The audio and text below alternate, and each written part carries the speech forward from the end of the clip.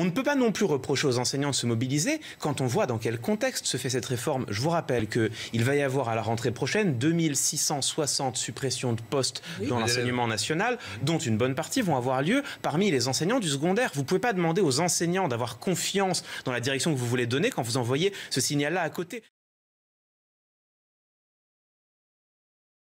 Clément Viktorovitch, alors, les enseignants, ce sont des Gaulois réfractaires, justement, qui refusent toute modification, réforme de leur administration. Non, mais c'est incroyable d'entendre ça. Oui. C'est incroyable. Je vous rappelle c'est la priorité, effectivement, de chaque nouveau président, mais bien sûr, mais chaque nouveau ministre de l'Éducation nationale mène tambour battant en début de quinquennat ou de septennat une grande réforme qui lui semble essentielle, et très souvent avec la même méthode. C'est celle qui a suivi Jean-Michel Blanquer, c'est celle qui avait suivi Vincent Peillon.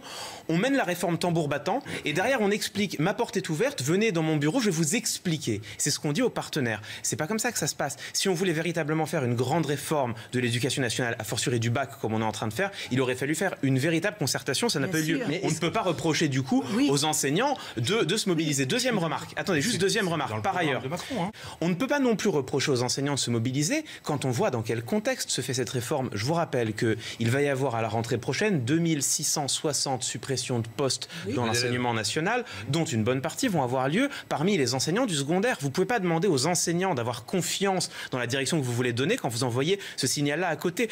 Les enseignants, effectivement, je pense, sur cette réforme, expriment davantage des craintes que des choses réelles. Mais pourquoi? Parce que la réforme telle qu'elle est ébauchée pourrait avoir les meilleures conséquences comme les pires. Je prends juste un exemple qui est celui que je maîtrise un peu moins mal. La création d'un grand oral au bac. Moi, c'est quelque chose que j'appelle de mes voeux depuis longtemps. Je considère qu'on n'enseigne pas du tout suffisamment l'oralité dans l'enseignement supérieur. Et à Sciences Po, moi, j'enseigne l'argumentation et la prise de parole en public. Donc, je sais vaguement de quoi je parle. Donc, je trouve que c'est une très bonne chose. Mais il faut faire très attention.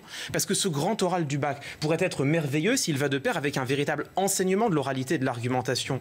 Or, c'est là-dessus qu'il faut être très attentif. Si cet enseignement n'existe pas et n'est pas très ambitieux, que va faire ce grand oral? Il va se contenter de ratifier les inégalités de naissance parce que le langage, c'est ce que l'on reçoit en héritage et c'est la première des inégalités. Donc là, vous voyez, il y a quelque chose auquel il faut être extrêmement attentif et pour l'instant, les garanties ne sont pas là.